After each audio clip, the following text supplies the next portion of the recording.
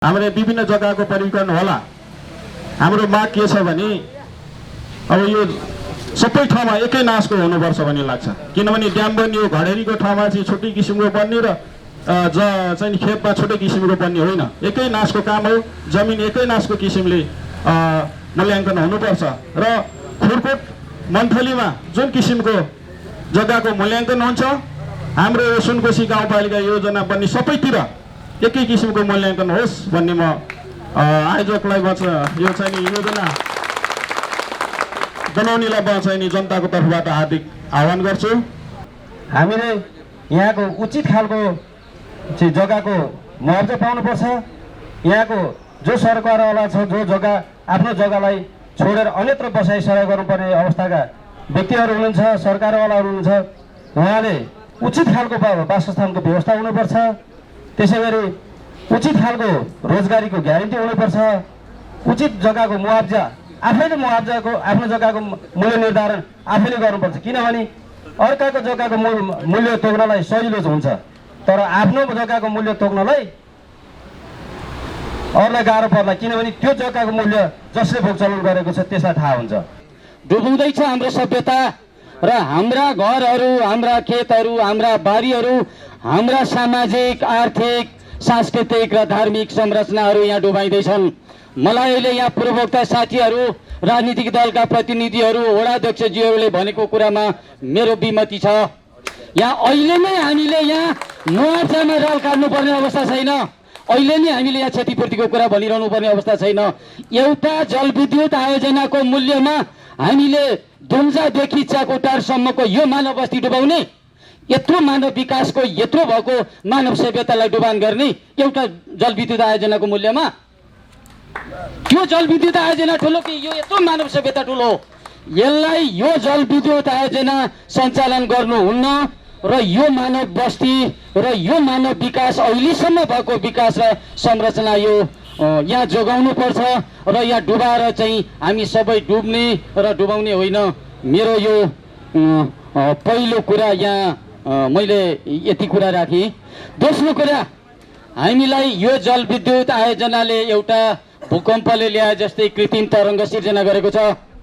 किन यति धेरै यहाँ पीडित बासिन्दाहरू हामी यहाँ जम्मा भएका छौँ भन्दा हाम्रो घर डुब्ने भयो, हाम्रो खेत डुब्ने भयो, हाम्रो जग्गा डुब्ने भयो, हामी कहाँ जाने कुम्लो कुटुरो बोकेर भनेर यहाँ मानिसहरू जम्मा हुनुभएको छ।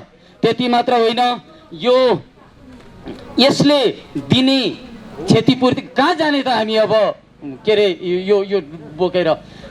पुर्खाले यहाँ लगानी गरे, गोदारबाट नुन बोकेर यहाँ खाए, अहिले बिजुली आयो, सडक आयो, सबै सुविधा भयो, अब चाहिँ जलविद्युत योजनाले डुबाएर हामी कुम्लो कुटुरो बोकेर अन्त हिँड्नुपर्ने के हो यो कुरा? यो हुन्न। यो जलविद्युत योजना एउटा 978 मेगावाटको जलविद्युत योजनाको मूल्य यत्रो मानव बस्ती र मानव सभ्यता उठाउने यो कुनै हालतमा सञ्चालन गर्नुहुन्न। किनभने यसमा यत्रो राष्ट्रको सम्पत्ति क्षति छ। कति भूमि डुब्छ, कति कृषि योग्य जमिन डुब्छ। रामेछाप र सिन्धुलीका यहाँका बासिन्दाहरू सुनकोशी किनारमा यहीँको अन्न उब्जिएर यहीँका खेतीबारीबाट उब्जिएको अन्न खाएर बाँचे हो। अहिले पो आयो त तराईबाट अन्न। यी सबै कृषि योग्य जमिनहरू डुब्ने, हाम्रा घर खेतहरू डुब्ने, हाम्रा सार्वजनिक संस्थाहरू डुब्ने, हाम्रा मन्दिरहरू डुब्ने, हाम्रा विद्यालयहरू डुब्ने, यो सबै मानव सभ्यता एउटा जलविद्युत आयोजनाले डुबाइदिने? डुबाउन उचित हुन्छ कि हुन्न? हो। त्यसकारणले यहाँ जनप्रतिनिधिहरूप्रति पनि मेरो गुनासो छ, राजनीतिक दलका प्रतिनिधिहरूप्रति पनि मेरो गुनासो छ। अहिले मुआवजाको र्याल किन काट्नुभयो? गौरवको अर्थ के? गौरवको आयोजना भनेर अहिले भन्नुभयो। क्या हो गौरव भन्ने? जनताका घर खेत डुबाउने, सार्वजनिक संस्थाहरू डुबाउने, सबै सिद्ध्याउने गौरव हो कि यो एउटा जलविद्युत आयोजना गौरव हो? यसलाई जोगाउने गौरव हो कि यो सिद्ध्याउने गौरव हो, डुबाउने गौरव हो? भन्नु होला उपस्थित दाजुभाइ दिदीहरू बहिनीहरू, जोगाउने गौरव हो कि डुबाउने गौरव हो? ताली लाउनु होला र उत्तर दिनु होला। जोगाउने गौरव हो मानव सभ्यता। त्यस कारणले यो जोगाउनु पर्छ, यसलाई डुबानमा पारेर सिद्ध्याउनु हुन्न। बरु यो जलविद्युत योजना नआए पनि केही हुन्न। हाम्रो रफ्तारमा विकास भएको छ, सहरीकरण भएको छ, दुनियाँ भएको छ, आफ्नै हिसाबको भएको छ। एउटा जलविद्युत आयोजनाको मूल्यमा यो मानव सभ्यता विनाश गर्न पाइँदैन। यो धार्मिक स्थलहरूको बारे धार्मिक स्थलहरूको ऐतिहासिक स्थलहरूको चाहिँ संरक्षण कसरी हुन्छ त? अब जुन डुबान हुन्छ त्यो डुबान भएको ठाउँको संरक्षण कसरी हुन्छ त्यसको मलाई एउटा जवाफ चाहियो र ती कुराहरूको संरक्षण हुनैपर्छ।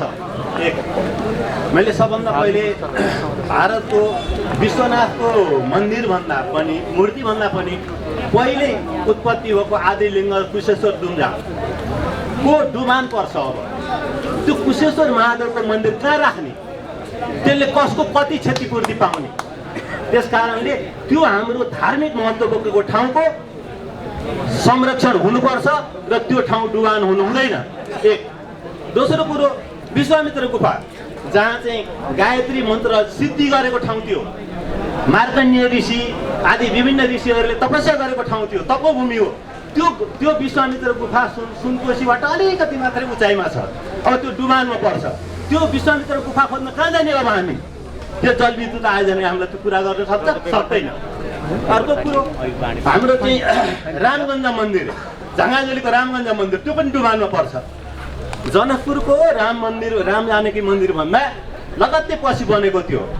त्यो राम मन्दिर पुरानो मन्दिर हो, तर यो ठाउँका मान्छेले त्यसको महत्त्व नदेखेर नदर्शाएर त्यो ओझेलमा परेको छ। त्यो राम मन्दिरको पनि संरक्षण हुनुपर्छ, तर त्यो राम मन्दिरको संरक्षण यसले गर्न सक्छ? सक्दैन। त्यो डुबानमा पर्छ। हामी रामगञ्जको मन्दिर दर्शन गर्न कहाँ जाने? अब जनकपुर जाने? यहीँ भएको दैराको रामगञ्ज मन्दिर छोडेर? दोस्रो कुरो। तेस्रो कुरो अर्को हाम्रो यो 3 नम्बर वार्डमा पर्छ महाकाल थान।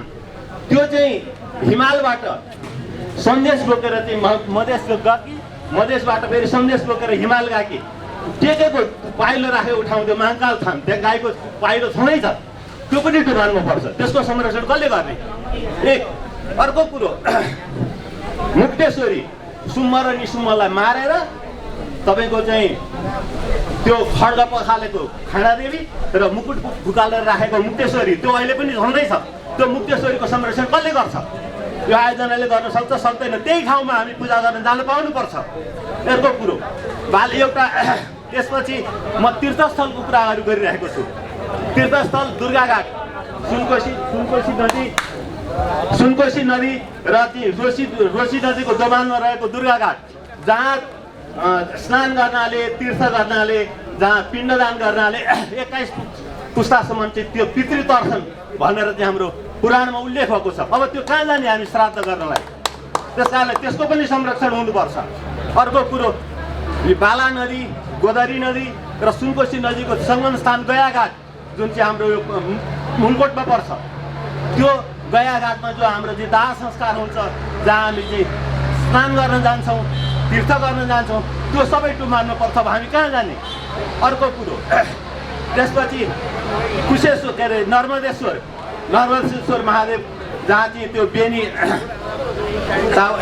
सुनकोशी र तामाकोशीको सङ्गम त्रिवेणी नदी, त्यहाँ पनि हामी तीर्थ गर्न भनेर जान्छौँ, त्यो पनि डुब्ने भयो। अब हामी कहाँ जाने? यो धार्मिक स्थलहरूको पुरा हाम्रै ठाउँमा संरक्षण हुनुपर्छ एउटा। दोस्रो कुरो ऐतिहासिक कुरो म गर्दैछु। ऐतिहासिक कुरामा लिस्वीकालमा कोत पर्व, लिस्वीकालमा पूर्व चाहिँ हात हतियारहरू राख्ने खजाना भएको मुलकोत भन्ने ठाउँ अहिले पनि त्यहाँ चाहिँ अवशेषहरू भेटिन्छ। त्यस्तो ऐतिहासिक ठाउँ डुबानमा पर्ने भयो। त्यस कारण त्यो ऐतिहासिक ठाउँको पनि संरक्षण हुनुपर्छ। अर्को कुरो 1872 सालमा सुगौलीको सन्धि सन्धिमा हस्ताक्षर गर्ने हाम्रो यहाँका पूर्वज चन्द्रशेखर उपाध्याय, जसले चाहिँ त्यो संरक्षण त्यसको पार्टी राखेका थिए, त्यो पार्टीको संरक्षणको लागि गुटी राखेका थिए, त्यो पनि डुब्ने भयो। अब त्यसको संरक्षण कसले गर्छ? यो आयोजनाले गर्न सक्छ? सक्दैन। त्यस कारणले यी ऐतिहासिक महत्त्व बोकेका स्थानहरू, धार्मिक महत्त्व बोकेका स्थानहरू, सांस्कृतिक महत्त्व बोकेका स्थानहरूको संरक्षण हुनुपर्छ भन्दै म आफ्नो 2 शब्द यी मन्न गर्छु। जय नेपाल। यहाँका जनताहरू विकास विरोधी होइनन्। विकास गर्न काहीँ न काहीँ विनाश हुन्छ, तर त्यो विनाश भएपछि यहाँका जनतालाई उचित क्षतिपूर्ति दिनुपर्छ। यहाँका जनतालाई सामूहिक रूपमा एउटा स्थापित गर्ने पहिलो वातावरण बनाउनु पर्छ र मुआवजा पनि एकै थरीको मुआवजाले हुँदैन। उचित मुआवजा त सबैले पाउनुपर्छ, तर यहाँ चाहिँ के छ त भन्दा पूर्ण रूपमा विस्थापितहरू, निम्न वर्गका विस्थापित वर्गहरू यो मुआवजा दिने क्रममा पनि यो अवस्थालाई स्तर अनुसारको र पूर्ण विस्थापितलाई छुट्टै किसिमको मौजा दिनुपर्छ। एकदम निम्न वर्गका पुरै यहाँ कहीँ गएर बस्न नसक्ने अवस्था भएका त्यस्ता विस्थापित छ भने त्यसलाई अझ विशेष किसिमको मौजा दिनुपर्छ। र यो गौरवको आयोजना भएको कारणले गर्दाखेरि राष्ट्रको गौरव हो, विकास हुन्छ। यहाँका जनताले चाहिँ गौरव गर्ने ठाउँ विस्थापित हुँदाखेरि पनि तपाईँको चाहिँ सिट ठाडो पाएर चाहिँ इज्जत साथ अहिलेको भन्दा ओपर आर्थिक स्थिति हुने किसिमको सरकारले वातावरण बनाउनु पर्छ। त्यस कारणले विकासको विरोधी यहाँका जनताहरू होइनन् भन्ने कुरो म छोटो रूपमा चाहिँ भन्न चाहन्छु। हाम्रो थाक थलो छोडेर अन्त सर्दा आत्मसम्मानमा चोट पुग्ने देखिन्छ है। त्यसको लागि हाम्रो के छ व्यवस्था? जस्तै मुगु जिल्लाबाट चाहिँ राजा महेन्द्रले 49 घर उठाउनु भएको, बर्दियामा झार्नुभयो। अहिलेसम्म उहाँहरू चाहिँ सन्तोषजनक हुनुहुन्न।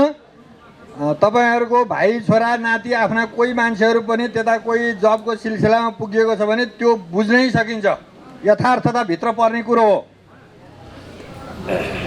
सुनकोशी 2 को हाइड्रो पावर निर्माण गर्दा सुनकोशी गढतिर र रामेछापको सदरमुकाम डुब्दा धेरै क्षति भई क्षतिपूर्ति दिनुपर्ने देखिएको, जसले गर्दा लाभभन्दा लागत धेरै पर्ने जस्तो देखिन्छ हरेक कोणले हेर्दाखेरि।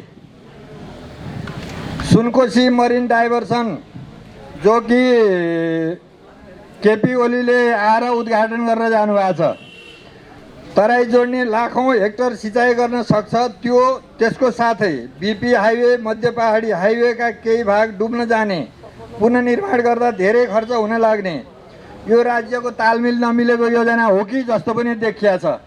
हाम्रो जुन खालको टिपोटहरू त्यहाँ हाम्रा साथीहरूले बोल्नुभएको छ त्यो खालको टिपोट भयो कि भएन? तपाईँहरू कतिको माथि पुगेर हाल्न सक्ने हैसियत राख्नुहुन्छ? तपाईँहरूले जुन खालको अहिले यहाँ नागरिक सुन्दै गर्नुभएको छ नक्सान पनि गरेर किन देखाउनु भएन? कति डुब्छ भनेर? हाम्रो जमिन यहाँ पहाडी जमिन भनेको अब यहाँ अब मानु 161 मिटर बनाएको छ, बडा डाँडा पुरै खर्न सक्छ, भिपानीको माथिसम्म पनि खर्न सक्छ बगेर। यसको वास्तवमा उचित मूल्याङ्कन हुन्छ हुँदैन? अनि ऐतिहासिक धरोहरको चिजहरू कुरो उठेको छ, त्यो ऐतिहासिक धरोहरको चिजहरूलाई कहाँ स्थानान्तरण गर्ने? तपाईँहरू यो कुरो माथि पुर्याउन सक्नुहुन्छ सक्नुहुन्न? र हाम्रा दाजुहरूको अहिले पनि के अरे बैङ्कमा कारोबार भइरहेको छ, भोलि कारोबारहरू बन्द हुन सक्छ, हाम्रो मूल्यहरू कम हुन सक्छ, यहाँ भौतिक संरचनाहरू नमान्न सक्छन्। त्यसको जवाबदेही को? र एउटा कुरो के भने पहाडी जिल्ला भएको कारणले, पहाडी भूभाग भएको कारणले माथिसम्म पनि के अरे पानी जमेर पुरै गलेर चाहिँ झर्न सक्छ। त्यसको मूल्याङ्कन होस्। यो अहिले कुरो उठ्यो, साथीहरूको कुरो उठेको छ, यो ठाउँमा हुने भयो भने हुन चाहिँ पक्कै हुन्छ। तर अहिले मूल्याङ्कन गर्ने 20 वर्षमा चाहिँ मौजा गर्नु भएन। सबैलाई उचित मूल्याङ्कन हुनु पऱ्यो। र आउने साथीहरूले कतिको वास्तवमा रेकर्ड गर्नुभएको छ, कति टिप्पण गर्नुभएको छ, हामी पनि माथि गएर बुझ्छौँ, हामी बुझ्ने हैसियत राख्छौँ। त्यसैले यहाँले एकदम सिरियस भएर लैजानु होला। धन्यवाद। 518 छन् सुनकोशी गाउँपालिका। हामीले अरूको नहेरौँ, हामी काभ्रेको नहेरौँ, हामी चाहिँ रामेछापको जिल्लाको नहेरौँ, हामी हाम्रो चाहिँ ठाउँ चाहिँ हेरौँ के। हाम्रो ठाउँमा 518 घरधुरी अहिले जो छुटेका छन् तिनको बाहेक 518 घरधुरी छन्। 518 धुरीले एक ठाउँमा स्थापित गरिदिनु पर्यो। अनुरोध त्यो गरौँ न। पैसा किन लिनु पर्यो? हामीले पैसा आवश्यकता छैन नि त हामीलाई त। जसरी हाम्रा घर यहाँ छन् त्यस्तो ठाउँमा स्थापित गरिदिन अनुरोध गरौँ, राम्रो हुन्छ। जति हाम्रो खेतहरू बारीहरू नाश हुन्छन् अथवा मतलब विस्थापित हुन्छन् त्यतिकै अनुपातमा हामीले खेतबारी मिलाइदिनु पर्यो। त्यो अनुरोध गरौँ न। काम चाहिँ होस् तर हामी पनि विस्थापित भएर आफ्नै सरकारले गाली गर्दै अन्त्य जानु नपरोस् के। हामी हाम्रै सरकारलाई, आफ्नो सङ्घीय सरकारलाई गाली गर्दै यो सरकारको पालामा म चाहिँ विस्थापित भएँ, मेरो घर विस्थापित भयो, मेरो गाउँपालिका मेरो वडा विस्थापित भयो, मेरो जात धर्म संस्कृति सभ्यता सबै विस्थापित भए, गाली नगरेर राम्रै ठाउँमा उचित व्यवस्थापन गर्नको लागि अनुरोध पनि गरौँ। हुन्छ। हाम्रो उत्पत्ति कसरी भएको त सरहरूले सबैलाई थाहा छ। डाइनोसर बाँचिरहेको भए हामी मानव जातिको सभ्यताको कुरै गर्न सक्दैन थियो। डाइनोसर मर्यो त्यस पश्चात हाम्रो उत्पत्ति भयो के, मानव जातिको उत्पत्ति भयो। त्यसकारण कसै न कसैको विनाशपछि नयाँ जगको चाहिँ स्थापना हुन्छ। उपस्थित भएका सबैले जति पनि आफ्नो सल्लाह र सुझाव दिनुभएको छ त्यो मध्यनजर राखेर तपाईँले एउटा छुट्टै यहाँको यो सार्वजनिक सुनवाई कार्यक्रममा यो कुराहरू उठेको थिए। यहाँका जनताहरू विकासवादी नै हुनुहुन्छ, विकास गर्ने इच्छा पनि हुनुहुन्छ, तर चाहिँ विकास सँगसँगै उहाँहरूको उचित व्यवस्थापन पनि हुनुपर्छ भन्ने उद्देश्यका साथ हाम्रो यहाँका जनता पनि अगाडि बढ्दै हुन्छ। तपाईँले रिपोर्टमा पेश गर्ने बेला त्यो पनि सम्बोधन गर्नुहुनेछ भन्ने पूर्ण आशा र विश्वास लिएका छौँ। दर्शक पनि यतिखेर हामी सिन्धुली जिल्लाको सुनकोशी गाउँपालिकामा छौँ र भर्खरै मात्रै सुनकोशी जलविद्युत 2 आयोजनाको सार्वजनिक सुनाइ कार्यक्रम सम्पन्न भएको छ र आज यस सार्वजनिक सुनाइ कार्यक्रमको वातावरणीय मूल्याङ्कनको योजना प्रमुख हामीसँग हुनुहुन्छ र उहाँसँग आदर्श विशेष कुराकानी गर्ने जमर्को गरिरहेको छु। आदर्श विशेष संवादमा स्वागत छ सर यहाँलाई। धन्यवाद सर। यो सुनकोशी जलविद्युत 2 जुन आयोजनाको काम साँच्चीकै अगाडि बढ्या हो? नेपाल सरकारले पहिले यो सप्तकोशीको जलाधार क्षेत्रभित्र सन् 1985मा जाइका सरकारले गरिदिएको अध्ययनको आधारमा कुन खोलामा कुन ठाउँमा चाहिँ जलविद्युत आयोजनाहरू बनाउन सम्भव छ भनेर एउटा सानो प्रारम्भिक अध्ययन थियो। त्यसको आधारमा पहिले यो तोकिएको ठाउँहरू हो सुनकोशी 1, 2, 3 भनेर क्रमशः माथिसम्म जलविद्युत आयोजना बनाउन सकिने भनेर त्यो बेला कोट गरेको। त्यो पछि ऊर्जा जलस्रोत तथा सिँचाइ मन्त्रालयले आजभन्दा 2-3 वर्ष अगाडि वार्षिक बजेटमा राखेर यसको अध्ययन के छ त भनेर सम्भाव्यता अध्ययनको क्रममा यो वातावरण प्रभाव मूल्याङ्कन पनि त्यो सम्भाव्यता अध्ययन चरणकै एउटा रिपोर्ट पर्ने भएको हुनाले यो अहिले सम्भाव्यता अध्ययनको क्रममा छौँ हामी। हजुर। अब काम सुरु हुने भनेको अब यसको सम्भाव्यता देखिएको खण्डमा आर्थिक रूपमा पनि सम्भाव्य र यो प्राविधिक रूपमा पनि सम्भाव्य देखिएको खण्डमा पछि नेपाल सरकारले अब आफूले बनाउने हो अथवा कुनै दात्री निकायहरू अथवा कुनै ऋण कहाँबाट खोज्ने हुन्छ अथवा वैदेशिक कम्पनीहरूलाई गुहार्ने हो पछि नेपाल सरकारले तय गर्छ। तर अहिले भनेको सम्भाव्यता अध्ययनको क्रम मात्र हो। यो चाहिँ भनेपछि यसको कतिको सम्भावना छ यसको अध्ययन मात्रै भइरहेको हो? यहाँ त जनता त खासमा अहिले पनि चाहिँ सार्वजनिक सुनाइमा पनि प्रश्नहरू उठेको छ। बेला बेलामा चाहिँ विभिन्न सामाजिक सञ्जालहरूमा पनि आइरहन्छ। अब चाहिँ डुबान पर्ने निश्चित भइसकेको छ। यसको कार्य योजना चाहिँ अगाडि बढिसकेको छ। सुनकोशी जलविद्युत आयोजना 2 को काम चाहिँ भनेर जुन किसिमको एउटा चाहिँ जनता चाहिँ क्लियर नभएको परिस्थिति छ नि सर। आज पनि जुन किसिमको कार्यक्रम सार्वजनिक सुनाइ गरेको छ अब पनि फेरि जनतामा त त्यही किसिमको भ्रम परिरहेको छ नि। यसलाई चाहिँ तपाईँ कसरी क्लियर गर्न चाहनुहुन्छ सर? यो सन्दर्भमा मैले विगतमा जतिवटा आयोजनाहरूमा काम गर्ने मैले मौका पाएको थिएँ त्यहाँ पनि यस्तो धेरै ठाउँमा देखिएको थियो। र मान्छेहरू बिचमा भ्रम हरेक हाम्रो नेपाली समाजमा चाहिँ हरेक आयोजना कुनै विकास निर्माण काममा भ्रम सिर्जना बढी हुन्छ। र के बुझ्नु पर्यो भनेदेखि आयोजनाको विभिन्न चरण हुन्छ। चरण मध्येको यो सम्भाव्यता अध्ययनको चरणको बेलामा यो आयोजना बनिहाल्ने हो अथवा बन्न सक्दैन अथवा कहिले बनियो भन्ने कुराको जवाफ हामीसँग हुँदैन। र यो भ्रम चाहिँ तपाईँ हामी सबै सचेत नागरिकहरूले यो कहिले हुन्छ थाहा छैन। यदि भयो भने चाहिँ यो ठाउँमा विकास हुन्छ अथवा यो किसिमको चाहिँ प्रभावहरू पर्छ भनेर हामीले सबैलाई सचेत गराउनुपर्छ।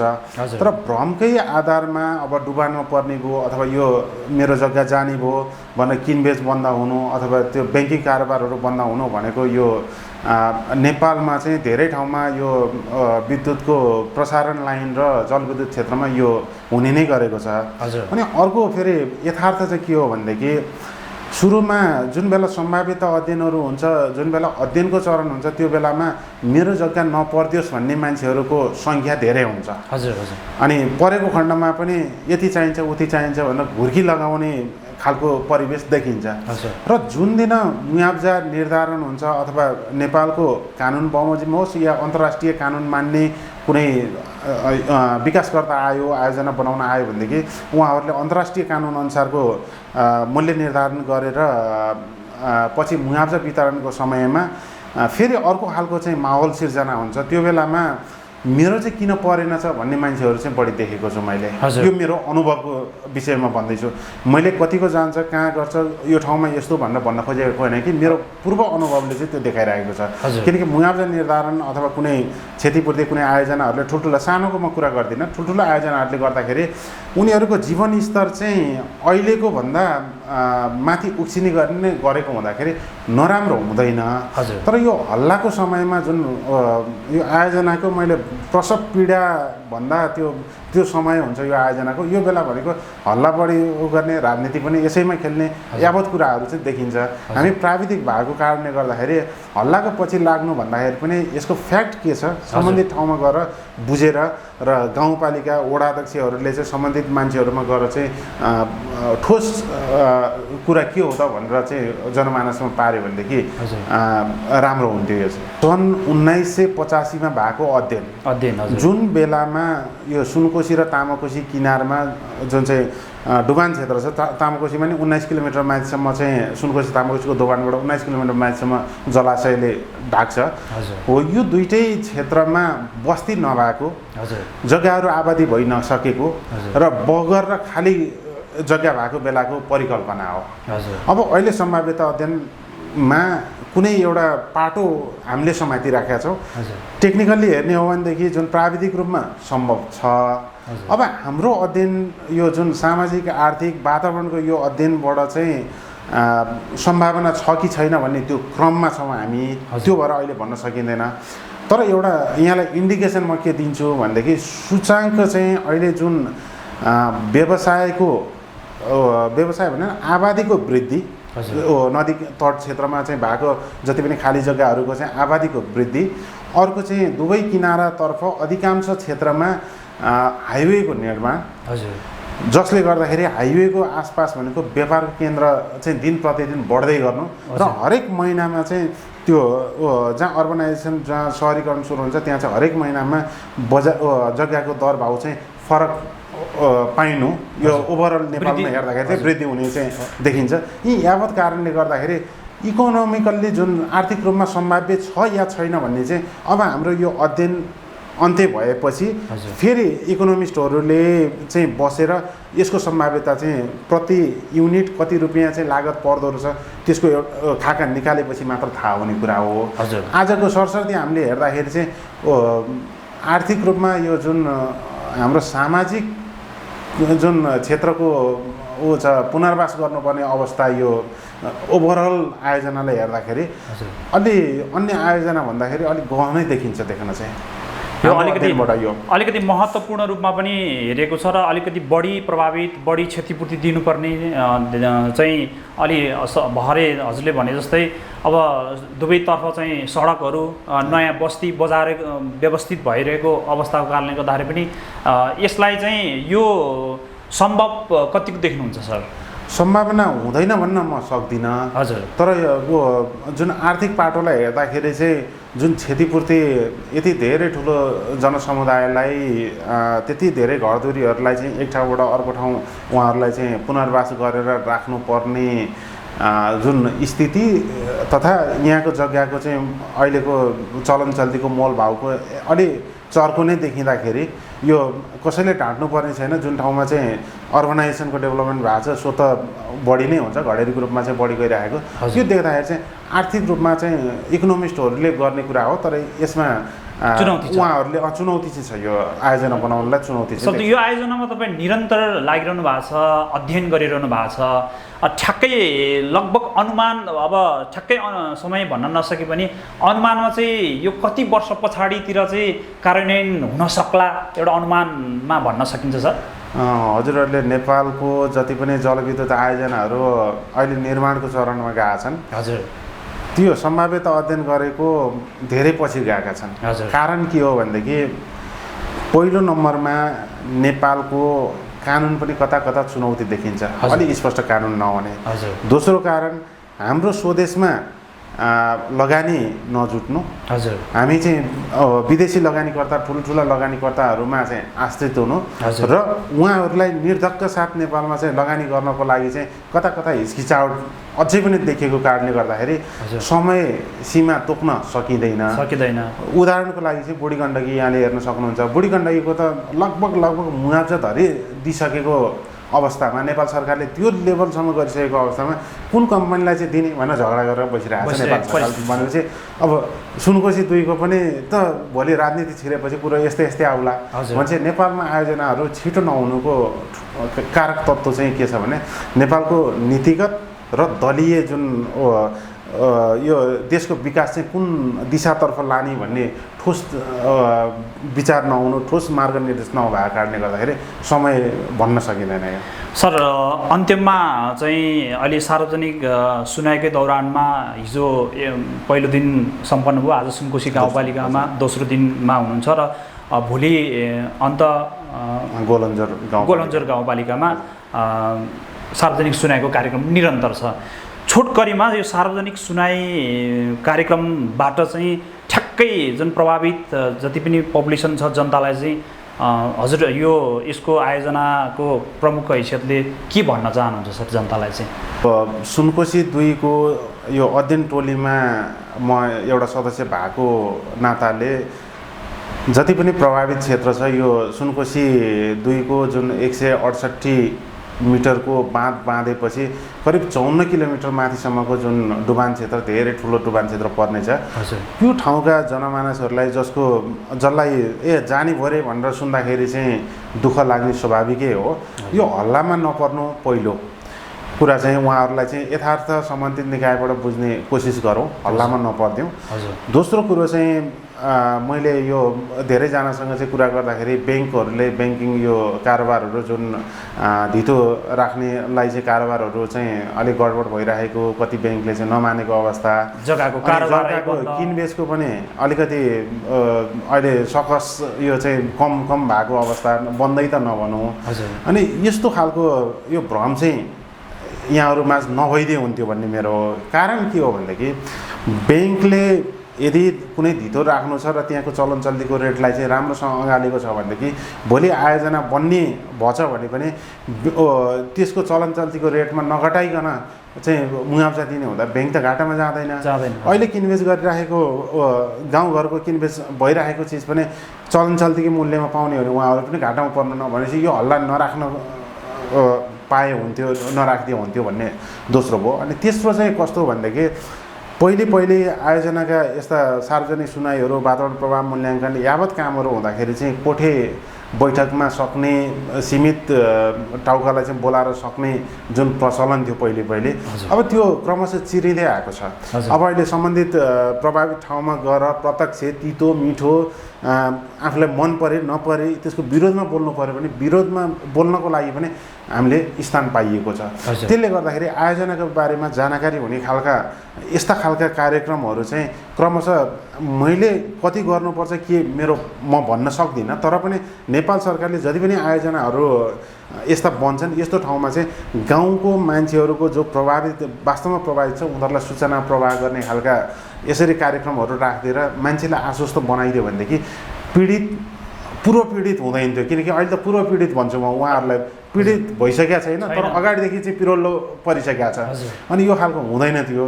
अनि यस्ता खालका कार्यक्रमहरूले चाहिँ उहाँहरूलाई यो हामीले चाहिँ सूचना प्रवाहको साथसाथै उहाँहरूको चेतना पनि जागरुक हुने भएको हुनाले यस्ता कार्यक्रमहरूले चाहिँ नेपाल सरकारले अहिले राखिदिएको नीतिहरूमा चाहिँ मैले पहिलेदेखि अहिलेसम्मको काम गरेको हिसाबमा चाहिँ क्रमशः राम्रो हुँदै गइरहेको देख्छु नेपालको यो कार्यान्वयन पक्ष पनि। अनि अब यो आयोजना क्षेत्रका मान्छेहरूलाई चाहिँ विशेष त मेरो फेरि पनि आग्रह के छ भने हल्लामा नलागिदिनु हुन अनुरोध छ। हजुर, समय र संवादको लागि विशेष धन्यवाद छ सर। धन्यवाद।